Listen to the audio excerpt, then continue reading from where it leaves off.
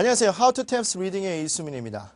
특별히 언급하지 않다 할지라도 대학 입시, 졸업, 취직, 진급 시험에서 탭스가 큰 비중을 차지함에 따라 그 중요성과 인지도는 날이 갈수록 높아지고 있습니다. 따라서 많은 학생 여러분과 직장인 여러분께서 탭스 시험에 도전하고 계시지만 어느 정도 어휘 실력과 구문 실력 그리고 독해를 푸는 스킬도 알고 있음에도 불구하고 고득점을 얻지 못하여 고민을 토로하신 분이 상당히 많습니다. 그런 여러분들을 위해서 고득점을 향하는 방향성과 지름길을 제시해드리고 아울러 실전적인 시험 감각의 배양과 더불어 영어 실력의 근본적 향상을 위해 이번 강좌를 마련하게 되었습니다. 그래서 제대로 비춰주실 건데 그 첫 번째 시간 How to TAPS Reading 독해 문제를 어떻게 정복할까라는 제목하에 그 첫 번째 강의를 진행하도록 하겠습니다. 그래서 이번 첫 번째 강의에서는 여러분에게 그런 수강 대상과 아울러 우리가 독해 문제를 풀 때 어떤 대원칙을 머릿속에 유념하면서 문제를 풀어야 될지를 생각해 보면서 그러한 기본적인 내용을 같이 한번 살펴보도록 할 겁니다. 자, 그럼 우리가 먼저 수강 대상을 한번 살펴보도록 할게요.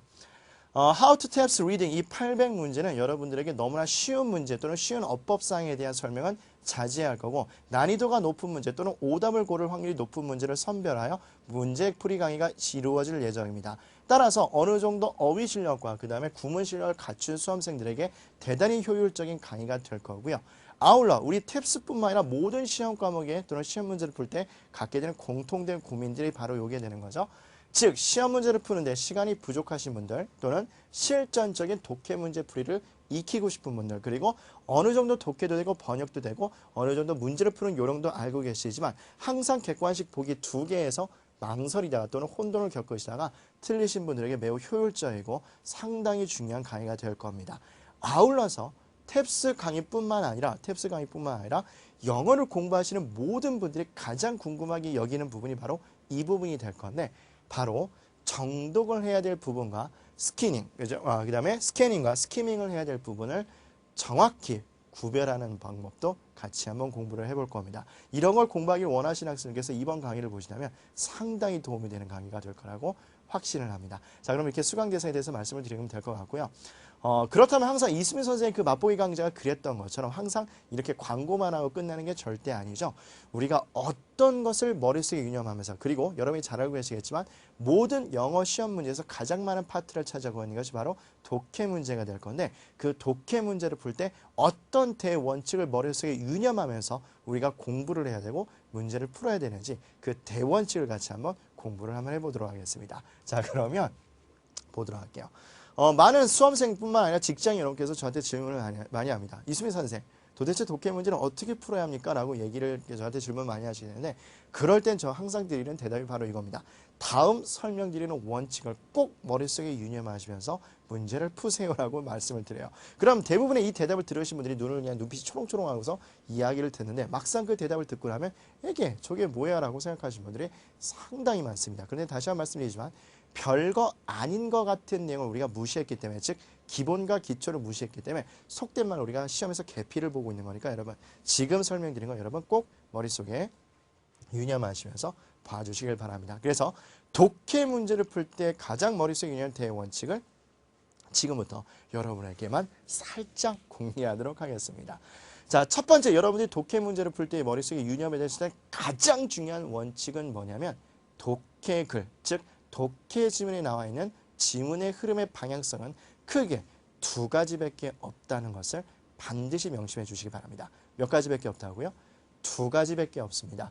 물론 그 뒤에 탭스 문제라면 액츄얼 테스트를 보시면 아시겠지만 과학적인 지문 또는 문학작품 또는 에세이와 같은 또는 실용문 같은 거면 지금 같은 그 2가지 이름이 적용이 안 될 수도 있겠지만 그거를 뺀 나머지 모든 글에서 특히 빈칸 추론이나 또는 그 연관성이 없는 문장 같은 거 고르는 것 또는 제목이나 주제나 주장을 고르는 문제에서는 100% 적용이 될 겁니다. 그렇기 때문에 꼭 기억을 하셔야 될 건데요. 다시 한번 얘기합니다. 글의 흐름은 크게 몇 가지밖에 없다고요? 2가지 흐름밖에 없다는 걸 머릿속에 염두하시고 이것이 독해 문제를 풀 때 가장 중요한 대원칙이라는 걸 머릿속에 염두하시면서 같이 좀 봐주시면 좋겠습니다. 그래서 실질적으로 설명을 드리고 우리가 액츄얼 테스트를 통해서 실질적으로 2문제를 같이 한번 풀어보도록 할 겁니다. 자, 그럼 보도록 할게요.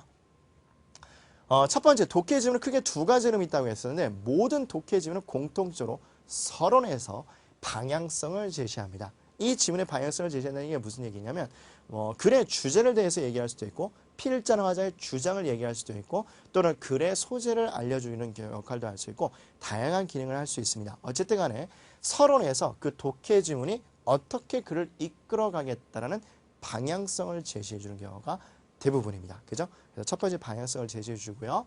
그리고 모든 글이 그랬던 것처럼 서론에서 방향성을 제시했다면 본론에선 그 방향성에 대해서 또는 그 방향성을 근거로 해서 이야기를 전개해 나갑니다. 어떻게 전개해 나가냐면 첫째, 제시된 방향성의 순행, 즉 제시된 방향성에 필자나 화자가 찬성을 하거나 논리의 흐름이 그대로 가는 순행의 흐름이 하나가 있을 겁니다.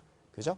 대단히 중요합니다. 다시 한번 지문, 즉 제시된 방향성에 순행의 논리의 흐름이 있습니다. 즉 필자나 화자가 제시된 방향성에 찬성을 하는 글의 흐름이 있고 아울러 반대로 그 제시된 방향성에 역행으로 가는 즉 필자나 화자가 제시된 방향성에 찬성하지 않고 반대하는 그 글의 흐름이 있습니다.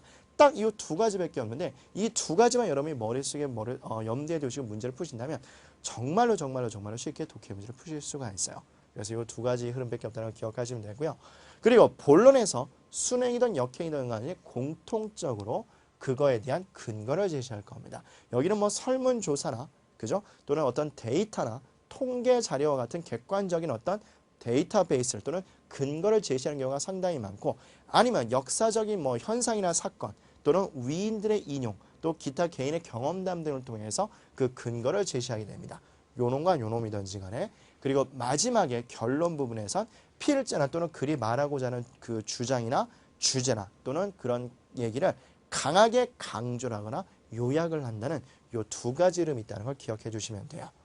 별거 없습니다. 독해 문제 별거 없고요. 이거를 기억해 주시면 될 겁니다. 그런데 이렇게 두 가지 방향성이 있는데 만약에 순행의 글의 흐름에 관계가 된다. 순행의 글의 흐름에 관계가 된다 그러면 거의 100%, 좀 100% 하기엔 좀 약간 거짓말이 포함되어 있긴 합니다만 거의 100% 제시된 방향성이 답과 매우 밀접한 연관성이 있습니다. 그래서 여러분들이 그 앞에서 제가 말씀드렸던 거 정독해야 될 부분과 스캐닝과 스키밍해야 될 부분을 구별하는 가장 중요한 방법 중에 하나가 요게 될 건데 순행의 관계가 되면 서론 부분에 답이 제시가 되기 때문에 그 뒤는 빨리 읽고서 해결하시면 된다는 얘기예요.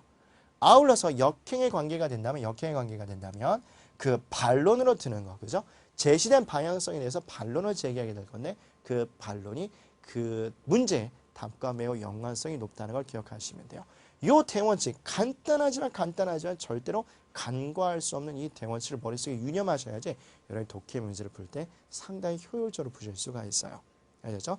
기억을 해주시면 되고 그리고 여기서 살짝 여러분에게 정독해야 될 부분도 한 군데 말씀드려야 될 건데 바로 그 서론 부분이 여러분들이 첫 번째로 모든 지문을 봤을 때 정독해야 될 부분이 바로 서론 부분이 될 겁니다. 서론의 한두 문장을 꼼꼼하게 조금 시간이 걸리더라도 그 뒷부분은 빨리빨리 여러분들이 알고 있다시피 쭉쭉쭉쭉 읽어가는 그 기술을 사이도 별다른 무리는 없긴 하겠지만 그런데 서론 부분은 시간이 걸리더라도 서론 한두 문장은 반드시 꼼꼼하게 읽어주는 습관을 길러주시기 바랍니다. 그래서 첫 번째 정독해야 될 부분을 말씀드렸어요. 그죠? 머릿속에 기억하시면서 우리가 지금 방금 독해 문제를 풀 때 기억해야 될 염두들 대원칙을 확인했습니다. 그죠? 독해, 지문의 글의 흐름 크게 몇 가지밖에 없다고요?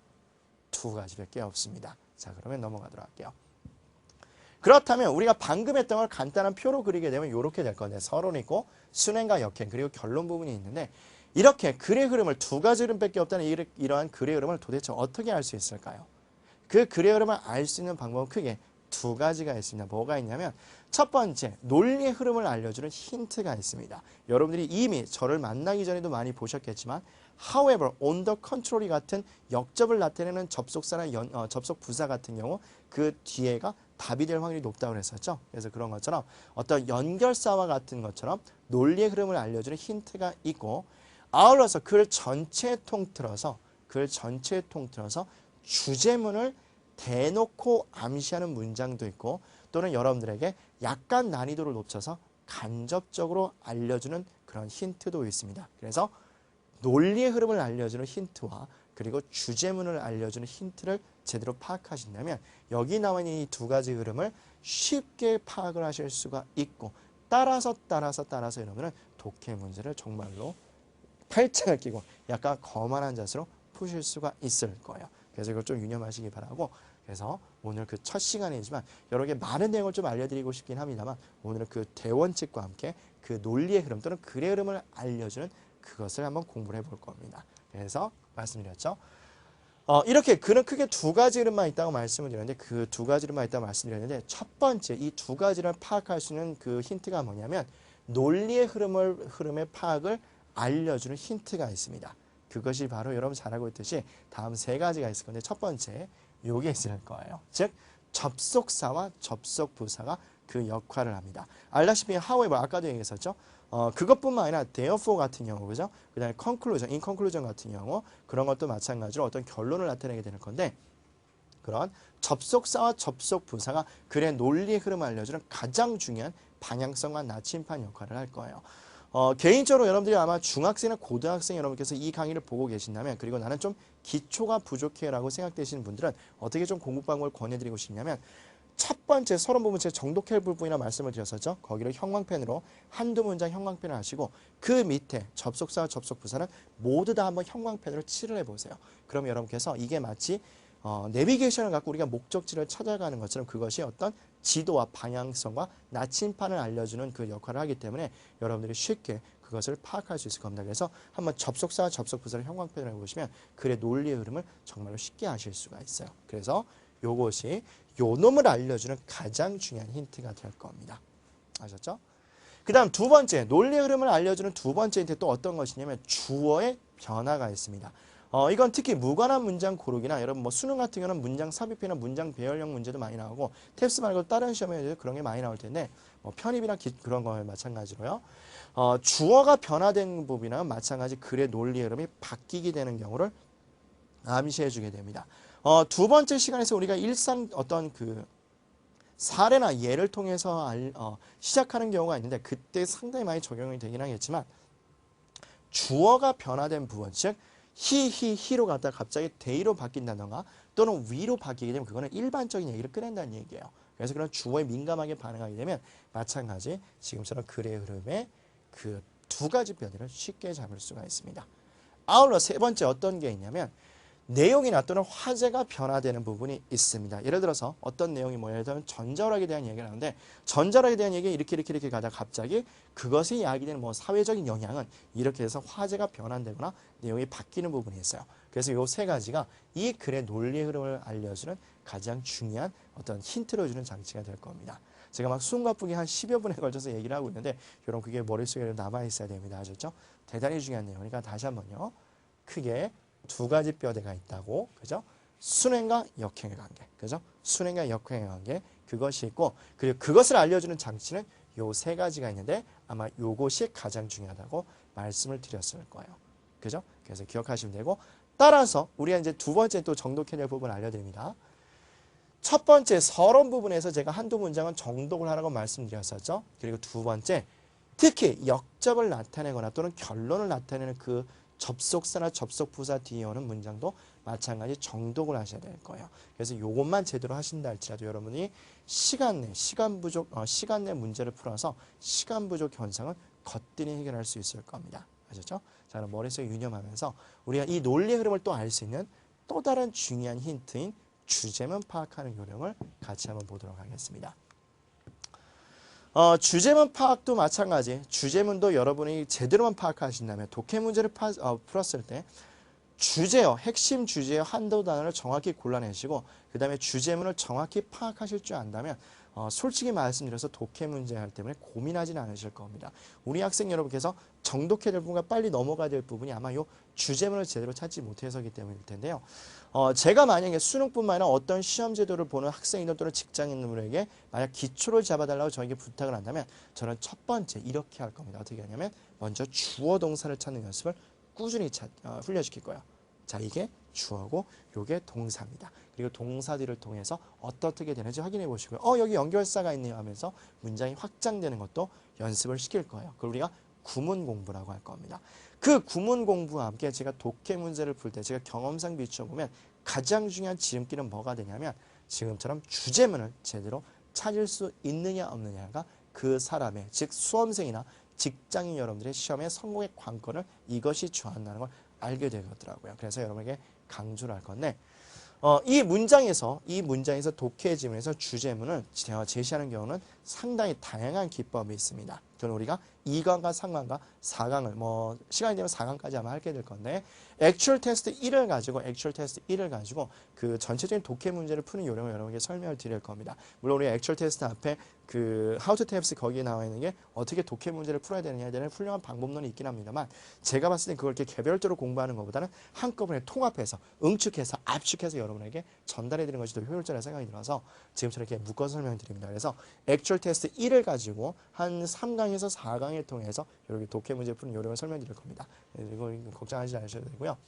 어쨌든 간에 이 주제문을 파악할 텐데 여러분 주제문 파악할 때는 아까도 말씀드린 것처럼 주제문 여기 있어라고 대놓고 떠먹여주는 주제문이 있습니다. 그게 대표적으로 should나 must와 같은 또는 명령문과 같은 그런 의무를 나타내는 조동사 그럴 거예요.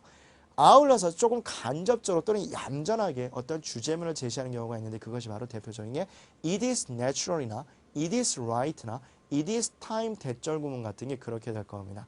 어쨌든 그것이 대놓고 여러분에게 주제를 제시하던 또는 간접적으로 여러분에게 주제를 제시하던지 간에 여기들은 한 8가지에서 9가지 되는 여러분 그 규칙을 암기하고 계시고 확실히 숙지하신다면 여러분 독해 문제를 풀 때 대단히 여러분 많은 도움을 얻을 겁니다. 자, 그럼 우리가 주제문을 파악하는 요령 구체적으로 한번 파악을 해보도록 할게요. 첫 번째, 이거는 우리 문제를 푸는 학생들을 또는 직장인들을 무시하는 겁니다. 어떻게?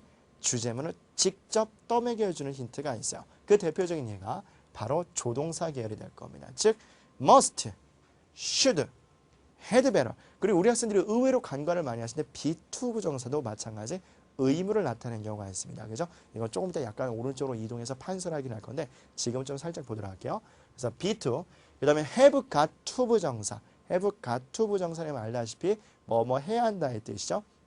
그래서 구어체는 많이 쓰이는데 마찬가지 의무를 나타내고 need to 부정사 마찬가지 뭐뭐 해야 한다의 뜻이 될 겁니다. 그리고 마찬가지 명령문 이렇게 될 건데 여기는 요 놈은 주제문을 여기 한번 이거 못 찾으면 바보야 라고 할 정도로 그 문제를 출제하는 분이 떠먹이는 주제문을 떠먹이는 거니까 대단히 쉬운 힌트가 될 겁니다. 자, 근데 거기 하나 좀 필기를 해서 들어갈까요? 여러분 이건 지금 우리가 그 유의문에 해도록 할 건데 여기 be2 부정사를 요걸 이렇게 묶어서 좀 하나 필기해 놓합시다. be2 부정사 이거 문법도 이런 게 바로 독해를 위한 그런 독해를 위한 문법 공부가 될 건데 이때 be2 부정사 어떻게 구분하면 이거 좀 이렇게 기억하시면 돼요. 일단 주어가 나오고 비동사가 나오고 to 부정사가 이렇게 나왔는데 to 부정사 이렇게 나왔는데 이때 주어하고 to 부정사가 equal 관계를 성립하지 않는 경우를 우리가 be2 부정사라고 합니다. 그죠? 이건 우리가 나중에 본문을 통해서 액츄얼 테스트를 통해서 실제로 확인할 건데요. 주어랑 be2 부정사, to 부정사와 주어가 equal 관계 성립할 때 우리가 이거는 be2 부정사, 즉 의무를 나타내는 거라 보시면 돼요. 그죠? 그래서 이것도 다시 한번 주제문을 떠먹이는 대단히 쉬운 힌트 중에 하나입니다. 아시죠? 기억하셔야 됩니다. 따라서 여러분들이 이거는 영어 교육자로서 얘기하면 상당히 가슴이 아프긴 합니다만 우리가 점수를 올리자는 좀 어떤 그런 당면 과제를 해결하기 위해서는 제가 어쩔 수 없이 말씀을 드리는 건데 여러분께서 만약 지문을 딱 보시는데 시간이 없어요. 그러면 어떻게 해결하시면 되냐면 서론에 한두 문장 있고 난 시간이 없어 그러니까 그냥 찍을래 라고 생각하지 마시고 여기를 한번 쭉 한번 훑어보시는 거예요. 처음부터 끝까지. 그리고서 여기 포함된 조동사군이 있다면 여기 포함된 그 조동사가 그 지문 안에 있다면 그것만 그 문장이라도 최소한 여러 번 반복해서 읽어보시면 전체 지문을 읽을 시간이 없다면 그거라도 꼼꼼하게 번역을 하셔서 여러분 답을 맞추신다면 여러분 그 확률이 훨씬 더 확 높아지게 될 거예요. 이것만 가지고도 거저먹는 내용이 한두 개가 아니니까 반드시 숙지하셔야 됩니다. 주제문 찾기. 그다음 두 번째. 자, 두 번째 또 어떻게 있냐면 이것도 뭐 거의 직접적으로 힌트를 주는 거라 보시면 될 텐데요. insist, 주장하다는 얘기죠. suggest는 제안하다의 뜻이 될 거고 recommend는 여러분 제안하다, 추천하다, 권고하다가 될 겁니다. 여러분 알다시피 이거 대절에 또 뭐가 들어나나요? 그죠? should. 맞죠? 대절에 should가 들어가기 때문에 이것도 마찬가지. 여기는 요 내용이 나오는 대절. 물론 이거는 명사가 나오긴 하겠지만 pay attention to 같은 건 명사가 나오긴 하겠지만 이런 표현들이 포함된 문장도 마찬가지. 주제문이 될 확률이 높습니다. 그죠? 뭐뭐 해야 될 걸 제안합니다. 그 말 자체가 필자의 강력한 주장과 의지가 담겨있다 보시면 되고 따라서 우리 문법적으로 대절에 should가 들어간다고 배우셨을 거예요. 그죠? 자, 그 다음 보도록 할게요. 자, 아울러서 여러분에게 주제문을 제시하는 게 또 뭐가 있냐? 우리 학생들이 주로 문법 문제 때문에 대단히 중요하시게 될 거가 하나 있는데 바로 최상급이라는 것이 있고, 그리고 최상급은 EST만 붙는 걸 말하는 게 아닙니다. 원급과 비교급을 이용한 최상급 표현 알고 계시죠? 그죠? 그리고 아울러서 비교급 강조 구문. very는 안 된다는 거 알고 있을 겁니다. 그죠? a lot, still, far by far, even, much가처럼 비교급 강조된 표현도 마찬가지 정독해야 될 대단히 중요한 주제문이 될 확률이 높습니다. 그죠? 그래서 요거 지금 벌써 우리 5가지, 크게는 3가지죠. 그거를 암기를 했습니다. 앞에 있는 것과 확인을 했어요. 그럼 또 이제 보도록 할까요? 자, 또 어떤 게 있냐면 이제부터는 좀 간접적으로 제시하는 게 될 건데 it is right 또는 it is natural, it is necessary 대절도 대표적으로 주제문을 약간 간접적으로 제시하는 거라 보시면 돼요. 그래서 보면 이것도 상당히 좀 문법 문제, 여러분들이 뭐 전통식 문법, 내신용 문법 또는 학교에서 많이 배웠을 겁니다. It is right, it is necessary, it is natural 대절하게 되면 대절에 뭐가 들어간다고 배우셨나요? 그렇죠. should가 들어간다고 배우셨을 겁니다. 그죠? 근데 should가 들어간다고 배웠는데 그 말 자체가 여기에는 말하는 사람의 어떤 그 대절에 대한 필연성이나 당위성이 담겨져 있기 때문에 여기도 이 표현이 포함된 이 대절도 주제문이 될 확률이 높습니다. 그러니까 이것도 마찬가지 정독해야 될 부분이 될 거예요. 그리고 또 어떤 게 있나요? It is time 대절. 그 유명한 어떤 구문이죠? 뭐뭐 해야 될 때이다라는 표현이 있죠. It is time 대절로 대표적으로 주제문이 될 확률이 높고요. 물론 간접적으로 제시하는 경우가 많습니다. 그 다음에 all you have to do is 그 다음에 동사 원형 이렇게 되어 있어요. 그래서 뭐뭐 하기만 하면 된다는 이 표현도 마찬가지 간접적으로 주제를 제시한다고 보면 돼요. All you have to do is study hard. 너희들은 공부만 하면 돼 라는 그 표현에서 보듯이 여러분 공부하는 걸 강요하고 있으니까 여러분 그죠? 이것도 마찬가지 주제문이 될 확률이 높습니다. 그죠?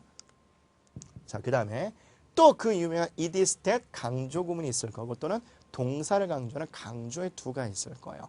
강조 구문과 강조의 두는 말 그대로 그 뒤에 있는 어떤 내용 또는 it is that 쌓이는 내용을 강조할 거기 때문에 이것도 마찬가지 대놓고 문제를 주제문이라고 힌트를 주는 게 될 거예요. 그죠? 그래서 강조 구문과 강조의 두가 있을 겁니다.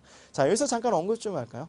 강조 구문은 또 어떻게 구별할까요? 이건 격가지 문법 중에 하나일 건데 이것도 마찬가지예요. 여러분 이렇게 해서 필기하도록 합니다. 약간 이동해서 좀 필기하도록 할게요.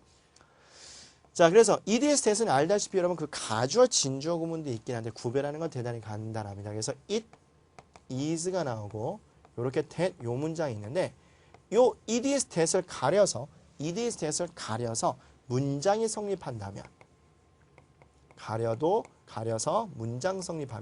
가려서 문장이 성립하게 되면 요때 요는 우리가 강조 구문이라고 보면 돼요. 대단히 중요한 겁니다. 문법 문제도 좀 하나 대비해 주시면 되겠죠? 다시 한번 it is that을 가려서 그것이 성립한다면 우리 이거를 강조 구문이라고 보시면 돼요. 근데 가렸는데 문장이 성립하지 않는다. 그러면 그때는 어떤 구문일 확률이 높냐면 가주어, 진주어일 확률이 높습니다. 자, 기호 하나 약속 하나 할 게 있는데요. 화살표를 위로 하게 되면 절대 원칙에는 확률이 높다는 얘기입니다. 아셨죠? 그래서 가주어, 진주어 구문이 아닌 경우도 있으니까 이걸 머릿속에 유념하시면 될 거예요. 그죠? 그래서 그 맛보기 강좌 꼭 거기 그 1강 옆에 있는 그 PDP 자료 있죠? 그걸 꼭 확인해 주시기 바라고요. 그래서 가주어, 진주어 구문 확인하면 될 겁니다. 그죠? 됐습니다. 이동하도록 할게요. 그래서 it is that 강조 구문과 강조의 to도 주제문이 될 확률이 높다. 기억하시면 될 거예요. 아울러 중요한 형용사가 있죠. true나 essential 같처럼 어떤 본질, 중요한, 근본적인 이런 것을 나타내는 형용사가 있습니다. 따라서 그렇게 수식받는 것도 문장 내에서 중요한 게 될 거고요. 그리고 마지막 주어 find, realize. realize의 뜻이 뭐였나요? 그렇습니다. 깨닫다의 뜻입니다. 그러니까 이건 뭐 어떤 일화나 어떤 개인적인 경험담 같은 게 많이 나오고 또 뭐 연구나 그런 걸 통해서 많이 나오게 될 건데 주어는 이걸 가지고 깨닫게 되었대요. 따라서 깨닫게 된 거니까 어떤 그걸로 통해서 교훈이나 어떤 말하고자 하는 주장을 추론해내는 경우가 상당히 많겠죠. 그래서 여기 있는 대절도 마찬가지 주제문이 될 확률이 높습니다. 그죠? 자, 우리 숨 한번 쉴까요? 그래서 약 25분에 걸쳐서 여러분에게 인사말과 함께 그리고 막 중요한 걸 여러분에게 따다다닥 쏟아부었습니다. 근데 제가 왜 이것도 원래 제가 웃으면서 강의를 잘합니다만 이렇게 좀 신중한 표정을 했냐면 독해 문제를 풀 때 가장 중요한 내용이 이 두 가지 내용만 정확히 여러분 파악을 해도 상당히 도움을 받기 때문에 제가 긴장을 늦출 수가 없어서 여러분들 좀 긴장하시라고 좀 이렇게 얼굴을 좀 굳게 강의를 해봤습니다. 근데 좀 썰렁하긴 하지만 여러분 다시 한번 얘기하는데 모든 독해 문제를 풀 때 탭스뿐만 아니라 여러분들이 어떤 독해 문제를 푸신다 할지라도 여기 말씀드렸던 그 대원칙이 있죠. 글은 크게 두 가지 이름밖에 없다는 그 대원칙과 이 대원칙, 이 두 가지 뼈대를 잡을 수 있는 힌트 뭐가 있었죠? 논리의 흐름을 파악할 수 있게 알려주는 힌트, 즉 연결사, 접속사, 접속부사, 주어의 변화, 화제의 변환이 있었고 그리고 주제문을 알려주는 힌트 기억나나요? should 계열 조동사, 그죠? 기억나셔야 되고요. 그 다음에 명령문 계통, need to 마찬가지였죠. 그리고 뭐가 있었나요?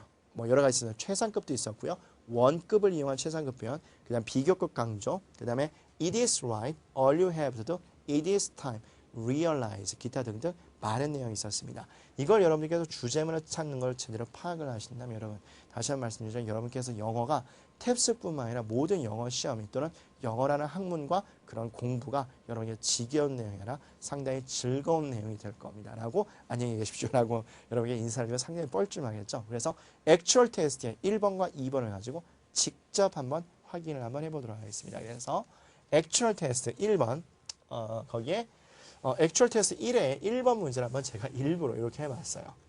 자 그러면 영어에 울렁증이 계신 분들은 이 문장을 딱 봤을 때 이 새끼랑 탭스 문제고 또 어렵고 이거 다 언제 풀어 이렇게 될 겁니다. 그죠? 근데 여러분 우리가 한번 해볼까요? 이게 지금 파워포인트가 여러분 눈에 제대로 보이지 않는 분이 계신다면 여러분 교재를 보시고서 액츄얼 테스트 1의 여기를 한번 여기서부터 한번 쭉 한번 봐보세요. 여기서부터 한번 쭉 한번 봐보세요. 그러면 우리 이수민 선생이 얘기했던 것처럼 이 독해 지문에서 어떤 거를 중요하게 읽고 즉 정독을 해야 되고 어떤 거를 빨리 그냥 쭉쭉쭉쭉 읽어가야 될지 한번 판단을 한번 해보도록 하겠습니다. 잠깐 시간 드릴 테니까 보도록 하겠습니다.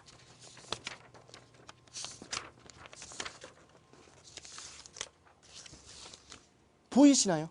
전 보였으면 좋겠는데 일단 여러분에게 말씀드렸지만 제가 이거 훈련시킬 때 말씀드렸죠. 형광펜을 가지고 저는 훈련을 많이 시키는데 여러분에게 무조건 이거는 보지도 않고 제가 항상 여기서부터 여기까지는 형광펜으로 하라고 아마 훈련을 시킬 겁니다. 왜냐하면 아까도 말씀드렸지만 독해 모든 지문은 첫 번째 서론 한두 문장에서 방향성을 제시합니다. 이것이 순행으로 가든 역행으로 가든 반론을 제기해서 답을 얘기하든 빈칸 문제든 무관한 문장 고르기든 주장을 찾던 주제를 찾던 제목을 찾던지 간에 요걸 꼼꼼하게 약간 시간이 걸려도 번역하게 시켜요. 그리고 쭉 가니까 뭐가 있나요? 여기 글씨가 잘 안 보일 겁니다만 far better than이 있을 겁니다. far better than. 이거 우리가 무슨 것 강조라고 했었죠? 비교급 강조라고 했습니다. 그죠? 그래서 저는 이렇게 먼저 두 가지를 형광펜으로 칠을 하게 시킨 다음에 그리고서 독해 문제를 풀게 해요. 그러면 이거 글자가 작으니까 우리 한번 크게 해서 보도록 하겠습니다. 액츄얼 테스트 1번 같이 한번 보도록 하겠습니다. 자, 그럼 보도록 할까요? 자, 영어 문장 1번 문제 보도록 하겠습니다. 액츄얼 테스트 1입니다. 자, 독해 지문 첫 번째 글의 첫 부분에서 뭐를 제시한다고요? 방향성을 제시한다고 했습니다. 그러니까 여러분들 액츄얼 테스트 1의 첫 번째 문장에 제가 하는 것처럼 형광펜을 찍 그었으면 좋겠어요. 자, 그럼 한번 번역을 해볼까요? As computers become more a part of our lives and our workplaces 이렇게 되어 있죠. Their negative effects on our physical health are becoming apparent 이렇게 되어 있습니다. 자, 그럼 방향성을 잡았나요? 보도록 하겠습니다. 컴퓨터가 되어가고 있대요. 뭐가 되고 있나요? 우리 일상생활의 중요한 일부분이 되어가고 있고 우리 작업장에서 중요한 생활의 일부가 되어감에 따라 그 컴퓨터의 부정적인 효과입니다. 뭐에 대한 부정적인 효과죠? 우리의 육체적 건강에 대한 부정적인 효과가 명백해지고 있대요. 자, 보셨나요? 첫 번째 문장 방향성 잡았습니다. 어떻게 되고 있나요? 컴퓨터가 일상생활에서 흔히 쓰여지게 되면서 어떻게 됐나요? 컴퓨터에 뭐가요? 부정적인 효과가 우리 신체 건강에 나쁜 영향을 끼치고 있대요. 그게 첫 번째 방향성입니다. 이 밑에 여러분 그 액츄얼 테스트 앞부분에 첫 번째 문제를 보고 예견하기 그렇게 해가지고 독해나 한번 효율적으로 공부하는 방법에 대해서 이야기를 했는데 너무 예견하기를 지나치게 하게 되면 오히려 편견에 빠지게 돼서 오답을 고를 확률이 대단히 많습니다. 그러니까 예견하기는 어느 정도 좀 이렇게 제한을 두고 하시는 게 좋고요. 어쨌든 간에 첫 번째 문제에서 방향성 잡는 겁니다. 어떻게 방향성 잡아요? 컴퓨터의 악영향에 대해서 이야기하고 있습니다. 그죠? 컴퓨터의 악영향. 누구에 대한 악영향이죠? 우리 신체적인 건강에 대한 악영향에 대해서 이야기하고 있어요. 저 같은 경우 좀 그 기초가 많이 부족하신 분이 아니면 저학년 같은 경우는 이렇게 실제로 쓰기도 합니다. 그죠? 방향성이 이걸 겁니다. 그러면 이 글은 컴퓨터의 악영향에 대해서 이야기를 할 거예요. 그럼 한번 쭉 가볼까요? Physicians classify an injury to the muscles of the hands, wrist, and shoulder due to repeated daily overuse as a repetitive strain injury 이렇게 되어 있죠. 보도록 합니다. 의사들은 분류했대요. 뭐를 분류해요? 부상이라는 얘기죠. 근육들, 손과 손목과 어깨에 대한 근육들의 그 부상, 뭐 때문에 일어나는 거예요? 반복되고 매일 과도하게 사용되기 때문에 발생되는 그런 부상을 repetitive strain injury 이렇게 되겠어요. 그래서 repetitive는 반복되는, strain 긴장이나 이렇게 되는데 이걸 뭐 긴장성 증후군이라고 이야기를 하나 봐요. 그죠? 여러분 그래서 그 사무직에 계시면 이렇게 많이 하니까 어깨 축지 아프고 그죠? 손목 아프고 손가락 아프고 이렇게 되어 있어요. 자, 그러면 여기는 뭐 앞에 대한 이야기니까 이건 별다른 얘기가 없습니다. 이거는 모르는 단어. 설사 여러분께서 요 고유명사 자체를 모른다 할지라도 상관이 없어요. 그죠? 이게 도대체 뭐더라? 고민하면 그 사람 바본 거예요. 그죠? 이거 자체는 중요한 게 아닙니다.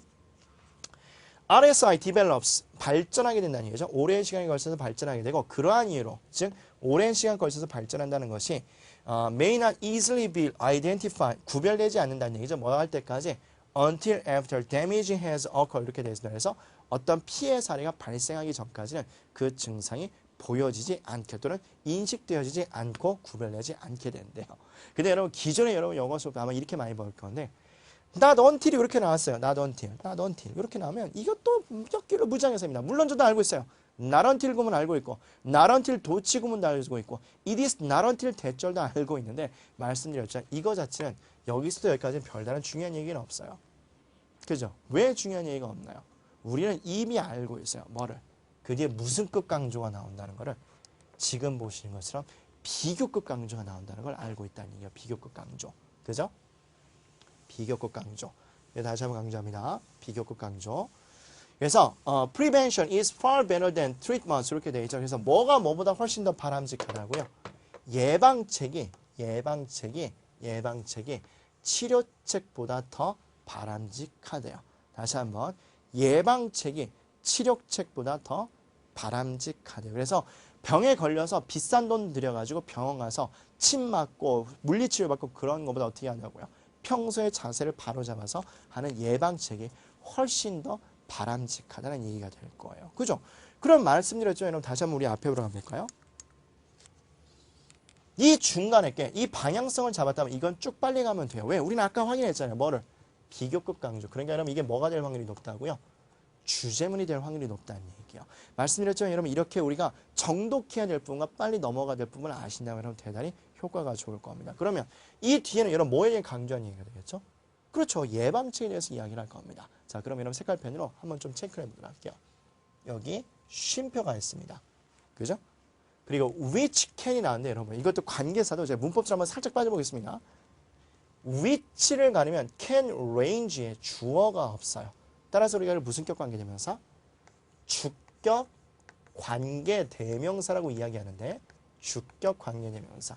그 앞에 쉼표가 있으니까 우리가 이걸 계속적 용법이라고 할 거고 계속적 용법은 that과 what이 안 된다는 걸 알고 있을 거고 계속적 용법은 그 앞에 있는 선행사 명사도 될 수 있지만 문장 전체도 될 수 있다라는 문법상을 우리가 이미 알고 있어요.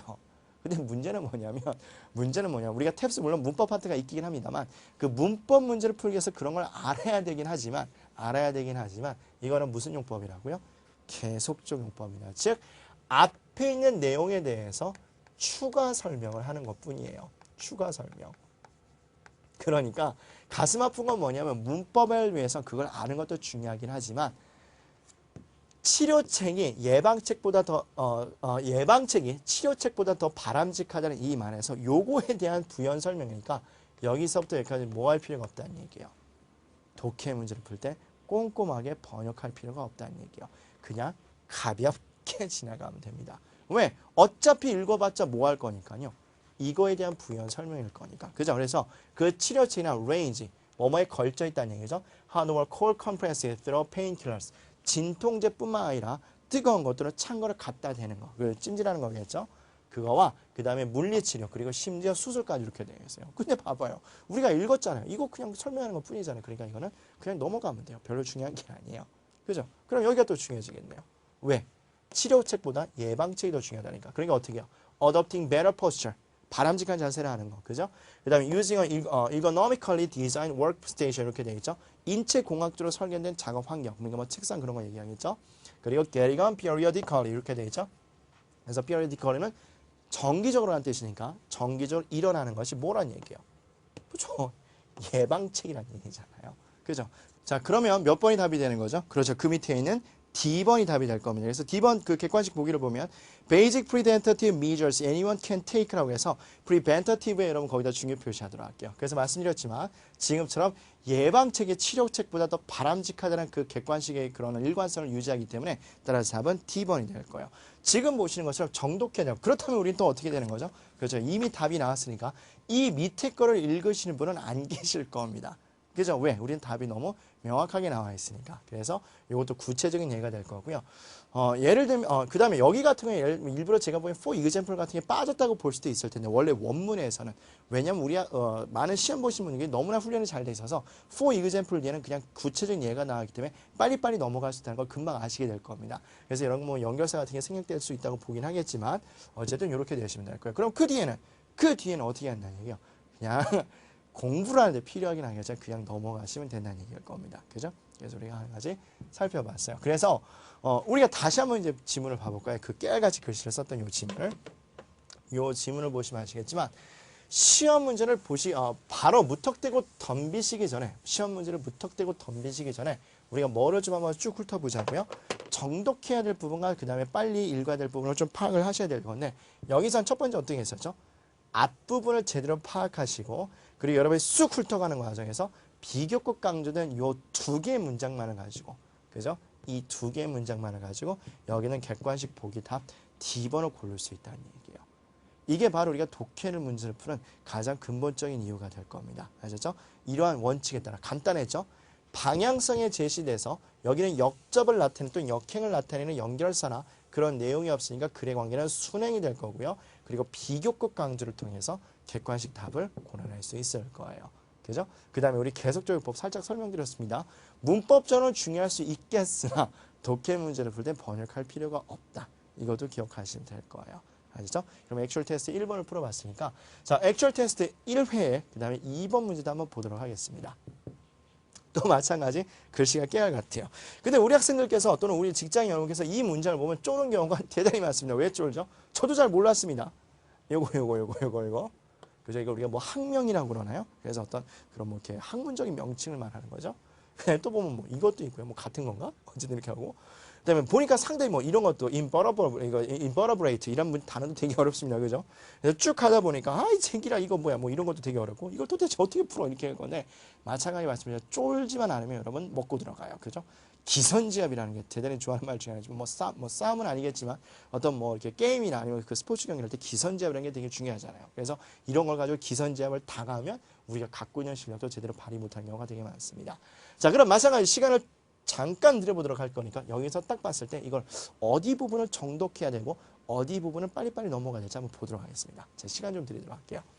자, 이건 중요한 게 아니라 좀 지우고 할까요?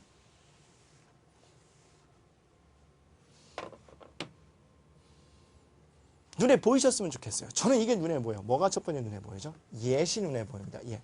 예는 역접을 나타내는 거잖아요. 그죠? 그리고 지금처럼 빈칸이 제일 앞에 나오게 되면 상당히 좀 어려운 경향이 없지 않아 있습니다. 왜 어려운 경향이 없지 않아 있냐면 방향성을 제시를 안 해주기 때문에 때에 따라서 이 밑에 있는 지문을 전체를 다 읽어야 되는 경우도 있어요.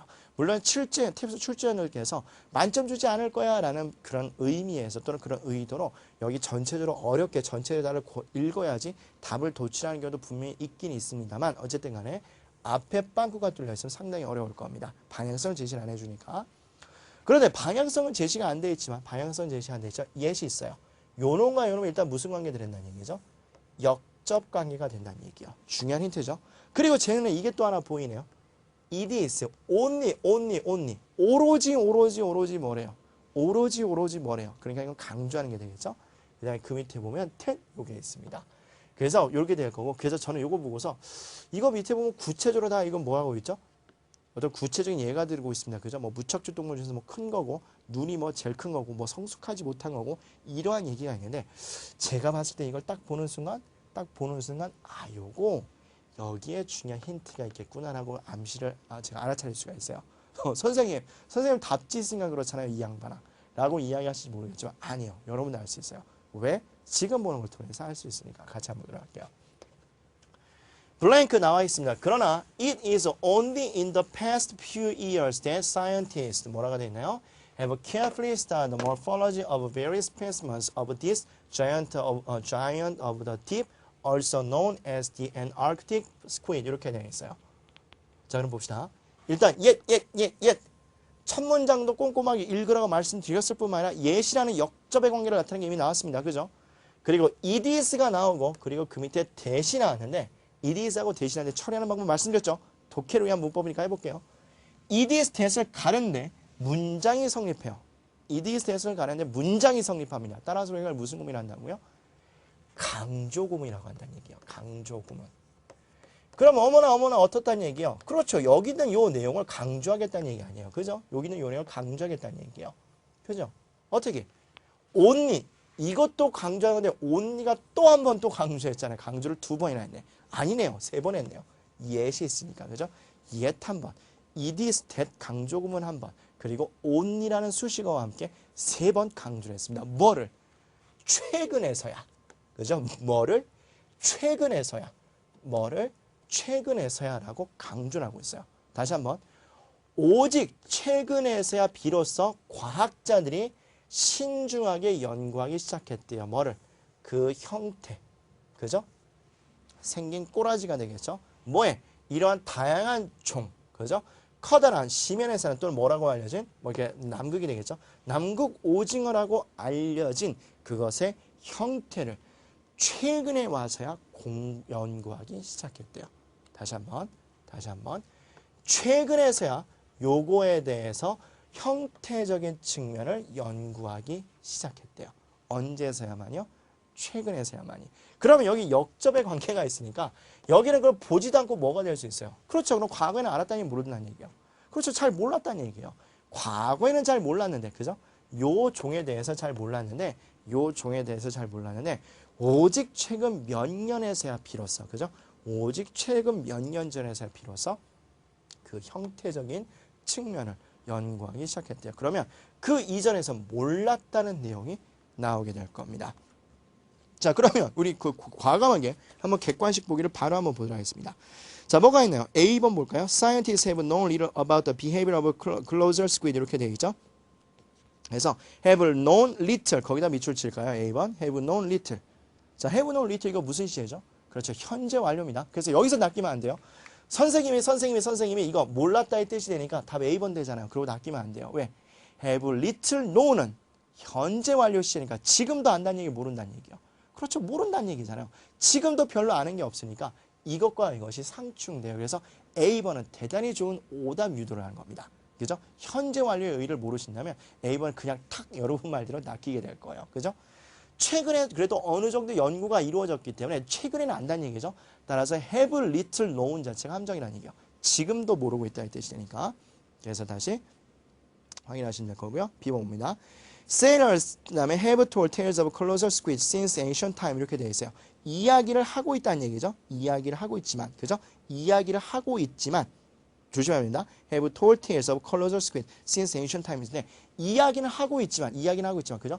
이야기는 하고 있지만 그러나 연구는 최근에서야 이루어졌다. 이렇게 되니까 이거는 자연스럽게 흘러가고 있어요. 그리고 어려운 건 뭐가 어려운 거죠? 이거를 모른다라고 노골적으로 이야기한 게 아니라 한번 살짝 꼬았습니다. 어떻게 꼬았어요? 선원들은 이야기는 하고 있지만, 그죠? 아, 그런 오징어가 있어! 라고 이야기는 하고 있지만 뭐란 얘기예요? 그죠? 실질적으로 연구는 안 이루어졌다는 얘기예요. 잘 몰랐다는 얘기예요. 다 그냥 추상적인 거, 그냥 알고 들어간 거, 그냥 주워 들은 것만 얘기를 하고 있다는 얘기입니다. 그래서 B번 문제가 어려웠을 텐데 요거 좀 함정이 있었지만 다시 한번 이야기합니다. 그래서 B번 어떻게 된다는 얘기죠? 선원들이 이야기를 해왔지만, 그죠? 기억하시면 되고, 그러나 최근에 와서 연구됐다 이렇게 될 거고요. 그 다음에 C번하고 D번은 아예 말이 안 되는 거죠. 그래서 D번 짝짓기 의식은 잘 기록됐다는 말은 잘 기록됐으면 요 말을 쓸 필요가 없겠죠. C번은 너무 한정적인 내용이 될 거고 그래서 A번 오답으로 고르기 상당히 좋은 문제였습니다만 have no little 그죠? 그 현재 완료의 의의를 아신다면 그것도 답을 쉽게 고르실 수가 있을 거예요. 그래서 2번 답은 B번이 될 건데 B번이 또 어려웠던 이유는 아예 모른다라는 그 내용을 살짝 꼬아서 이야기했습니다. 뭐라고? 선원들은 이야기하고 있지만 그죠? 그때부터 이야기하고 있지만 최근에 와서 연구가 이루어졌다는 뜻이 될 거예요. 그러면 이렇게 돼 있죠? 그럼 한번 볼까요? 그럼 우리는 이 밑에 있는 글을 읽을 필요가 있을까요? 없을까요? 이건 없습니다. 왜? 여러분 중요 표시할까요? morphology. 형태죠? 보시면 아시겠지만 눈, 그죠? 뭐 그 뒤에도 뭐 무척추 동물, 그죠? 그 다음에 여기 방향성 잡은 거고요. 기타 등등 다 생긴 꼬라지에 대해서 이야기하고 있으니까 여기는 과감하게 넘어가시면 돼요. 이것이 정독과 스캐닝 또는 스캐닝하는 가장 중요한 요령이 될 겁니다. 어떻게 알았냐고요, 우리가? 그죠? 그 다음 문장 보시면 아시겠지만 이걸 어떻게 알았어요? 선생님은 답 갖고 있으니까 아니에요. 뭐가 있으니까 yet과 it is that 강조금을 우리가 알았기 때문에 그죠? 알았기 때문에 여기를 쭉 한번 훑어봄으로써 우리가 여기는 시간을 벌 수 있다는 얘기예요. 그죠? 이 정도 길이가 됐고 이랬고 뭐 이렇게 되니까 그죠? 다 이거는 morphology를 하나로 압축할 수가 있을 겁니다. 그죠?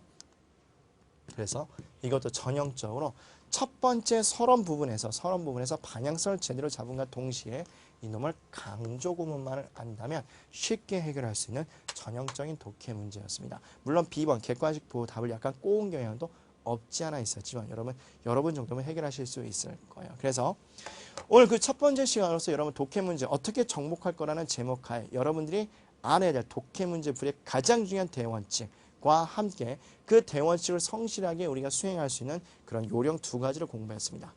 힌트 파악하는 거, 주제만 파악하는 거 이렇게 살펴봤는데 다음 이강과 상강에서는 서론에 대해서 본다 기술적으로 접근이 이루어질 겁니다. 서론의 시작 형태, 의문문이냐, 일반적인 사례냐, 또는 정의냐, 전제냐, 기타 등등에 따라서 해결하는 방법을 제시를 해드릴 거고 마찬가지 본론 부분에서도 빨리 읽어야 될 부분과 정독해야 될 부분에 대해서 좀 더 기술적으로 접근을 하도록 하겠습니다. 여러분 좀 기대 많이 해주시고요. 본강에서 뵙도록 하겠습니다. 여러분 꼭 복습해 주시기 바라고 여러분 열심히 공부해서 TFC 시험에서 아주 좋은 결과를 얻으시길 바랍니다. 본강에서 설레이는 마음으로 여러분 기다리도록 하겠습니다. 여러분 수고 많이 하셨습니다.